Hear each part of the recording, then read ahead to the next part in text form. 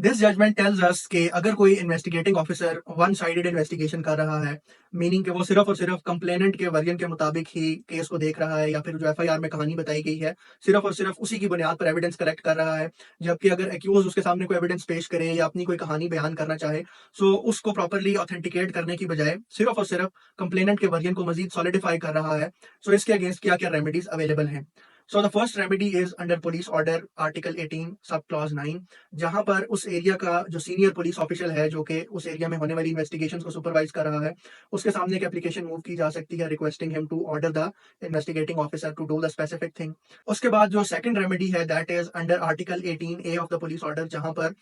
कोई भी शख्स ये रिक्वेस्ट कर सकता है to transfer the investigation from one officer to another, अगर उसको लगता है कि वो ऑफिसर बाइस्ड है या प्रॉपरली इन्वेस्टिगेशन नहीं कर रहा।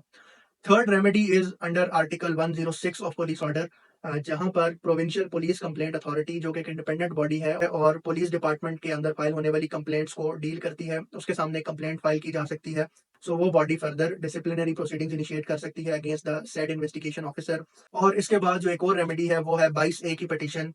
जस्टिस ऑफ पीस या एडिशनल सेशंस जज। उसके पास भी इख्तियार है कि अगर उसको लगता है कि पुलिस ऑफिशियल्स इन्वेस्टिगेशन या कोई भी इन्वेस्टिगेशन से रिलेटेड एक्शन सही तरह परफॉर्म नहीं कर रहे, so he can also issue directions to the police officials. और साथ ही साथ यहाँ पर लाहौर हाई कोर्ट ने ये चीज़ भी क्लियर की कि जो जुडिशियल मैजिस्ट्रेट इस ऑफेंस की कॉग्निजेंस ले रहा होता है, यानी कि जिसके सामने रिमांड के लिए अक्यूज को पेश किया जा रहा होता है, वो मैजिस्ट्रेट हिमसेल्फ पुलिस को ऑर्डर कर सकता है अगर उसके सामने एप्लीकेशन मूव की जाए और अगर उसको ये